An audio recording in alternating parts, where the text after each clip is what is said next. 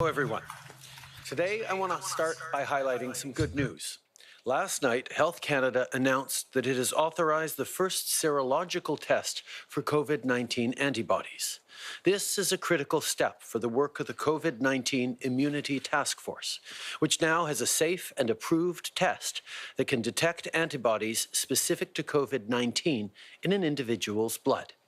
These tests will help us better understand immunity against the virus and how it spreads, so we can keep Canadians safe and healthy. Last night, Health Canada has announced or authorized the first serological test for antibodies related to COVID-19. It is an important step for the group on immunity on COVID-19 that has a secure, safe, and approved test that will enable to detect the presence of antibodies specific to COVID-19 in the blood, in people's blood. It is an important step in order to understand the immunization mechanisms against this virus and the way that it propagates. It will enable us to ensure the safety and health of Canadians. I now want to turn to what we're doing to help employers keep their employees. Over the past few weeks, our government has unveiled a number of measures to help businesses stay afloat during the crisis. We want to make sure that as many Canadians as possible can keep getting their paycheck now and have a job to come back to once the pandemic is behind us. Because that day will come, and when it does, Canada needs to be ready. Our government has been laying the groundwork for our economic recovery, and we know that key to our collective success is maintaining the connection between employer and employee. So, to help businesses of all sizes keep people on the payroll, we launched the Canada Emergency Wage Subsidy. We also introduced the Canada Emergency Business Account to support those struggling with cash flow. These measures are making a real difference in people's lives. So far, more than 500,000 small businesses have received a loan through the CEBA, and over 120,000 employers have been approved to receive the Canada Emergency Wage Subsidy for almost 2 million workers. We also announced more targeted support for regional businesses, including those operating in the tourism sector and seasonal industries. We created a nearly $1 billion Regional Relief and Recovery Fund to ensure that they're also getting the support they need during this time.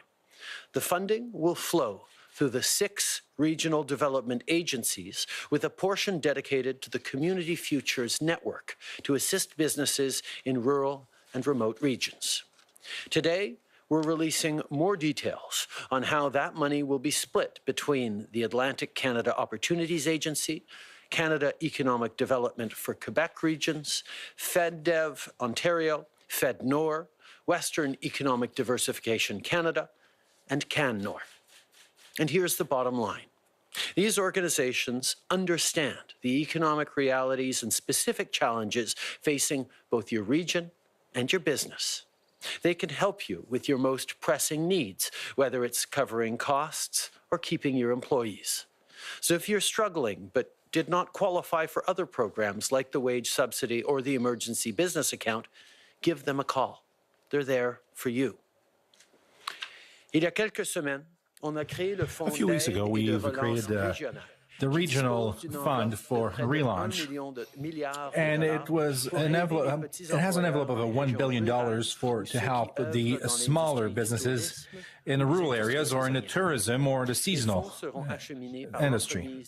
And those funds will be sent through the regional development agencies. A part of this funding will also be dedicated to the collectivity or community development networks to support the rural and those more remote areas.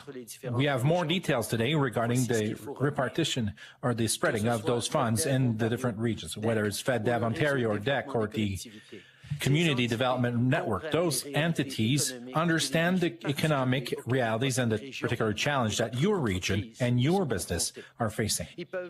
They can help you to answer to your most pressing needs, whether it's a cash flow issue or a tough time keeping your employees. So give them a phone call. They are there for you. From the outset, Our government has been focused on getting people the help they need as quickly as possible. We announced support not just for businesses and their employees, but for different groups of people who've been hit especially hard by the pandemic. A few weeks ago, we launched the Canada Emergency Student Benefit as part of our $9 billion plan to help young people get through the next few months. And today, I can confirm that students and recent graduates will be able to apply for this benefit starting Friday. To prepare for that, if you haven't already signed up for the My Account on the CRA website, it's worth doing this now to make the next steps go even quicker. J'ai aussi des nouvelles pour les étudiants et I also have news for students and new diploma holders. And starting on Friday, you can now present a request in order to get the Canadian Emergency Benefit for students. This new fund is part of our $9 billion plan to help you during the pandemic. Due to COVID-19, there's not as many student jobs this summer, and you will need to work during the coming months in order to pay for your tuition fees or your daily expenses for the year coming. The Canadian Emergency Benefit for students will therefore be there for you to help you. You can send your request starting this Friday, but in the meantime, it's worth it to go to the Canadian Revenue Agency to register to my folder in order to accelerate the process even more.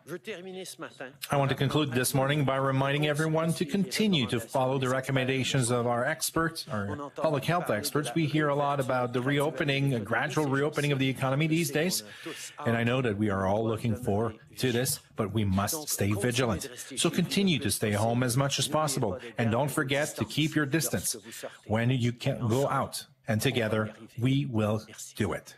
Merci beaucoup, Monsieur le Premier ministre. On va commencer la période de questions par le téléphone aujourd'hui. Opérateur, première question. Thank you. Merci. Première question, Michel Lamarche, TVA. Monsieur Trudeau, vous parliez de la réouverture Mr. Trudeau, you spoke about the reopening of the economy. It's beginning, but on the protection, non-medical protection mask, are you ready to go ahead with an advice or advisory across the country to wear this mask when you get out of home? We see very clearly that different regions are facing different realities. PEI, for instance, is facing a situation extremely different than the one in Ontario. We must allow local authorities and provincial authorities to establish the principles and guides that are necessary for their own citizens. But as we know, the best way to protect themselves is to stay home as much as possible. And if we need to get out of our homes, to keep a 2-meter distance at all times. A mask, based on experts, can help, but must not replace any social distancing measures we must take as a priority. Maybe on this, we saw you last week during the ceremony in Trenton. You kept your distance. You were wearing a mask also. Why did you do this way? And I want to hear you on the border as well. Are Americans resisting to the maintenance of the restrictions? Regarding the ceremony in Trenton, it was the request from the armed forces that everyone wear a mask at all times. And it's an advisory that we all followed.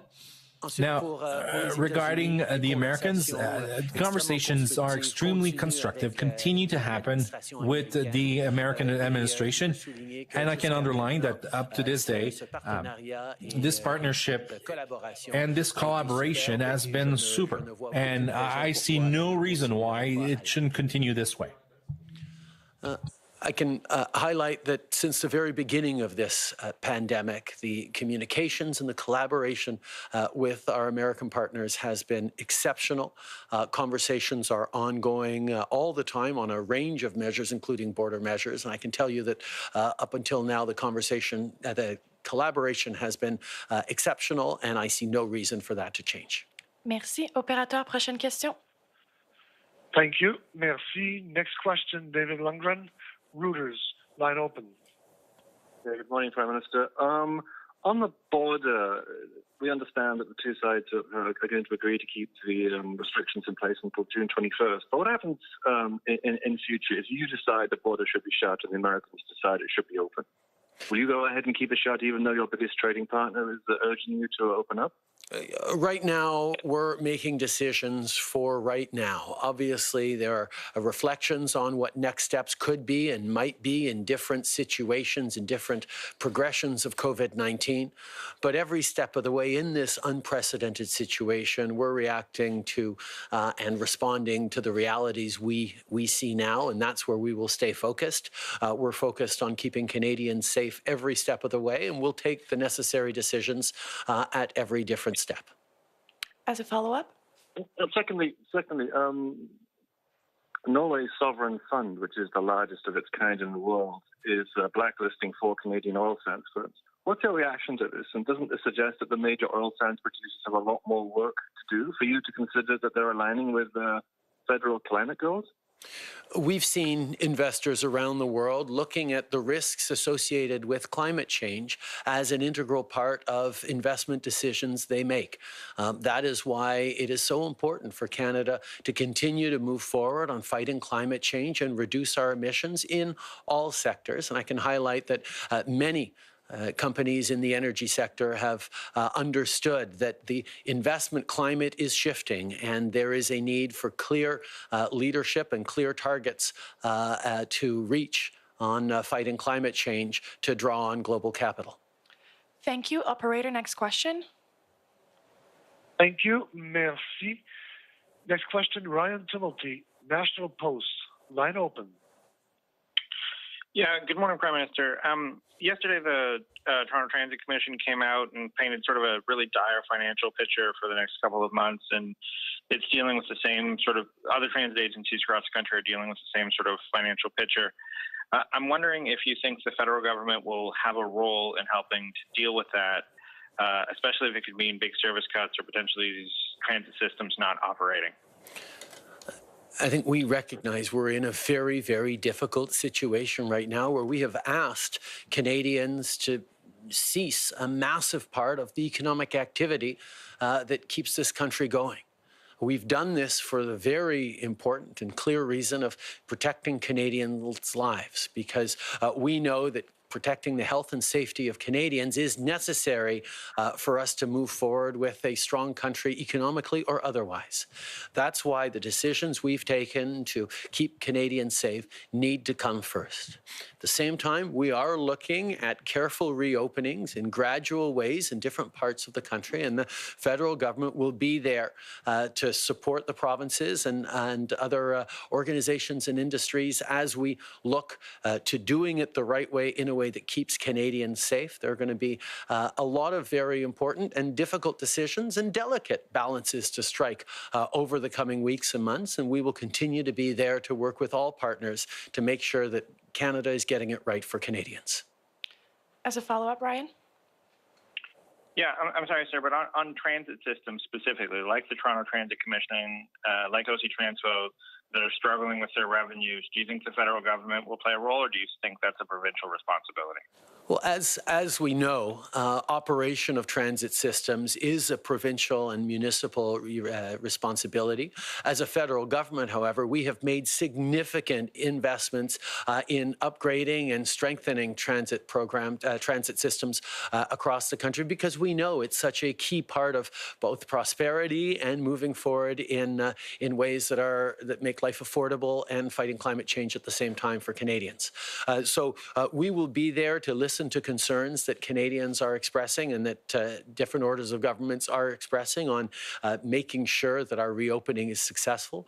We know that public transit and getting people to work is going to be an important part of our economy moving forward, but we also know that the challenges posed by social distancing and much greater working from home has come and affected our transit system significantly. So we're going to have to adjust, and the federal government will be there to work with the provinces, including supporting them in their areas of jurisdiction in many cases.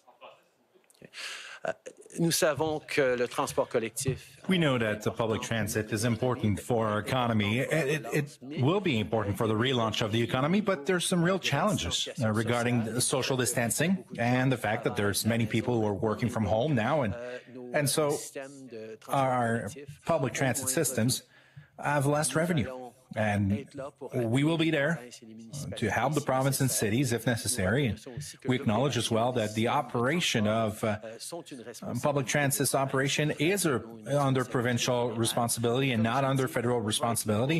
And as I said, we will be there to help because we need that Canada does its reopening in a successful fashion, in a safe fashion, but also in a gradual fashion. Dernière question au téléphone. Thank you. Merci. Prochaine question, l'inaudible, La Presse canadienne. À vous. Oui, bonjour, M. Trudeau. J'aimerais ça qu'on revienne sur les CHSLD. I'd like to get back on the long-term care centers. You said yesterday that you're ready to help the province to face their challenges, but at the same time, you don't want to overstep in the authority of the provinces in terms of health. So how will you tackle this challenge? Is it just a money transfer or there's more to this? As I said from the start, there's certainly some conversations to have between the different government levels and between Canadians on how we can make sure that our elders are in a situation where they're not extremely vulnerable like they are right now. How the federal government will be there to help. And it is a federal commitment to send armed forces in these long-term care centers, but it's done through a partnership and respect with the provinces, and we will continue to work together with provinces in a positive spirit of collaboration to ensure that we are doing the right thing for Canadians. So I assume that you will not install the army there, the troops there on the long term. So do you have durable solutions for long-term care center? What's in your mind? And beyond sending more money, and how? And since a problem, we're experiencing it now. How the government system or structure cannot get on this and sell this now and not waiting later when they have more to. I think we all recognize that we're in an extreme and an urgent situation right now, and we need to do the necessary things right now in order to help in the long-term care centers, and that's what we're doing, and that's what on which we are currently focusing. Now, in the months and in the years coming, we will have to look at the situation of our elders across the country and improve the systems that support them. The federal government will have a role to play, but we will do it in collaboration and in the respect of the province's authority. Hi, Prime Minister Molly Thomas, CTV National News. In regards to the border, your chief medical officer yesterday said Americans pose a risk to us. So I wanted to know, when was the last time you talked to President Trump about the border, and what pressure is the U.S. putting on Canada to reopen? I think every country recognizes that as we control our domestic situation, we are vulnerable to international travelers.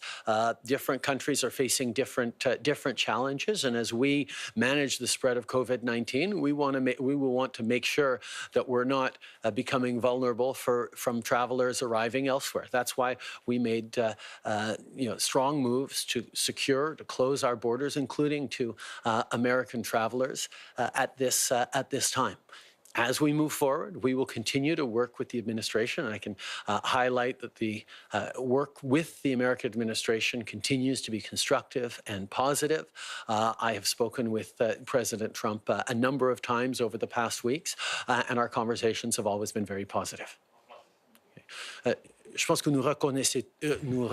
I believe that we recognize, all of us, that just as we're protecting Canadians within our countries with measures that are slowing down the expansion of COVID-19, we stay vulnerable to cases of COVID-19 that could come from abroad.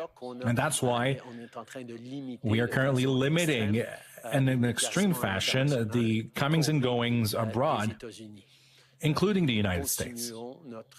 Now, we continue our extremely positive collaboration with the American administration. I spoke myself with President Trump many times in the last few weeks, and those conversations have always been extremely positive. If my math is right, this is exactly 2 months since you've started giving these updates. I know Canadians appreciate that. But for obvious reasons, we don't have a budget right now. The PBO says the deficit could reach $1 trillion by the end of the year. How much longer will Canadians have to wait to get a financial picture here of how much all of this is costing us? I think Canadians rightly expect us to be focused on the immediate and getting things settled so that Canadians can actually feel safe and look at careful reopening. But at the same time, we have been transparent every step of the way about the investments we're making, and we will have, of course, we will continue to share with Canadians our outlook for the future. We recognize, however, that the situation is changing incredibly rapidly, and a budget is usually something that projects what's going to happen in the Canadian economy for the next 12 months. And right now, we're having a lot of difficulty establishing with any certainty what's going to happen in the next 12 weeks. We will continue working on this. We will continue to be open and transparent with Canadians as much as possible, but we will stay focused on helping people in the immediate as we move towards a better future. We know it's an unprecedented situation we're facing where these issues are changing extremely quickly. A budget or an economic statement would establish for the next 12 months. And currently, it's a great challenge to predict what could happen in the next 12 weeks. So we are continuing to be open and transparent, and we will talk about our provision and for our projections and for the months coming, but we will stay focused on what we must do right now to ensure that this future be as best as possible. Good morning, Prime Minister. David Aiken, Global News. Just to come back to Molly's issue about the border, federal agencies have to plan to maintain the current U.S.-Canada border agencies. Municipalities on the border have to make some plans about this. Can you sort of give them some assurance today that the U.S.-Canada border restrictions will stay where they are until the end of June? We are a good week away from the expiry of the current phase of our border restrictions with the United States. Conversations are ongoing, are constructive or productive. I won't make any announcements today, but I can say that things are going well, and we're confident about being able to continue to keep Canadians safe. And to come back again on Molly's question about fiscal updates and budgets, when we went through this, the crisis in 08-09, we had multiple fiscal updates. We've had lots of years where we've had multiple budgets because of elections or whatever, and it's really hard to understand why you couldn't have a budget now and update that budget in 3 months or even a month if you needed to. Why not a budget, or at the very least a fiscal update with the promise to update it in a couple of months? Again, we have been focused very much on responding to this unprecedented situation by getting money into the pockets of Canadians, of workers, of families who need it right across the country. Unlike previous recessions or economic downturns, this is a situation that has no antecedents. It is a completely outside health issue that has caused us to choose to cease a massive amount of economic activity in this country to keep Canadians safe.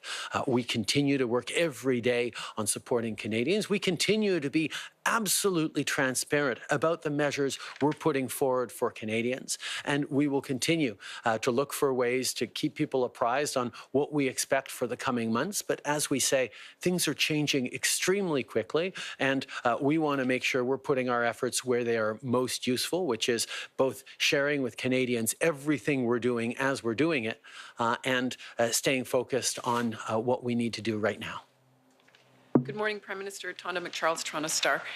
This week, medical research institutes across the country will begin to lay off 10,000 to 15,000 people who work on health research because they can't get the support of the federal government. They don't qualify for your wage subsidy program.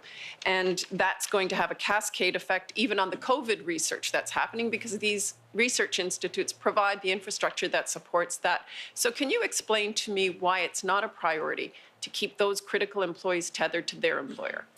On the contrary, Tonda, we have made significant investments in the hundreds of millions of dollars into science and research across Canada.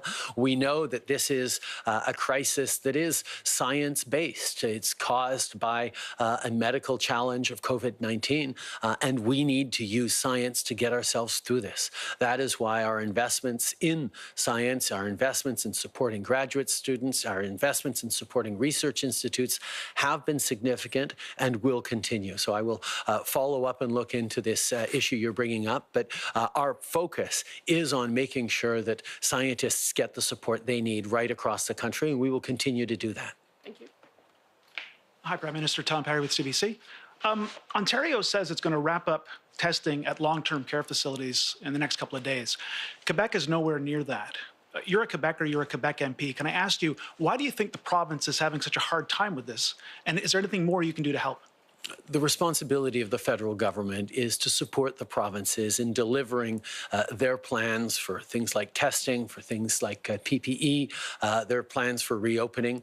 We are there to work with the provinces to ensure they have the equipment and the capabilities they need, whether it's been procuring swabs for testing kits around the country, whether it's moving forward on domestic production of the reagent necessary for producing results from those tests. The federal government has been extremely active, and we will continue to be there to respond to the provinces and their plans and their needs for more testing. It's something that we know is an essential part of how we move forward on a careful reopening. The role of the federal government is to be there to support provinces in their plan, whether it's through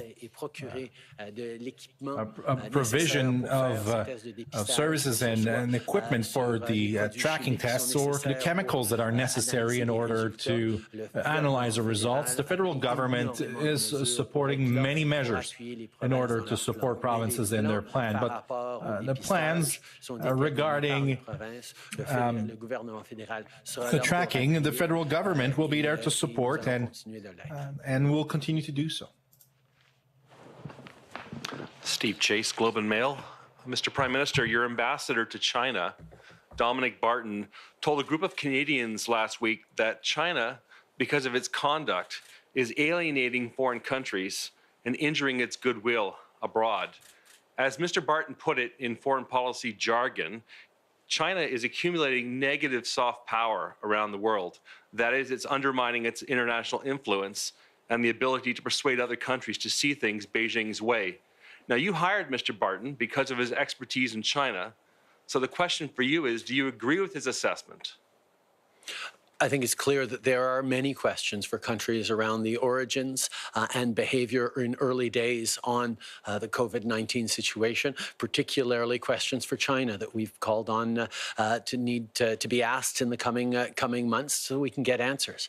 At the same time, we're seeing a global pandemic that requires a global coordinated response, and how countries are behaving now towards each other, supporting each other, moving forward in a difficult time is being noticed by everyone. And I think it's totally normal that we be asking questions about how different countries are behaving, including China.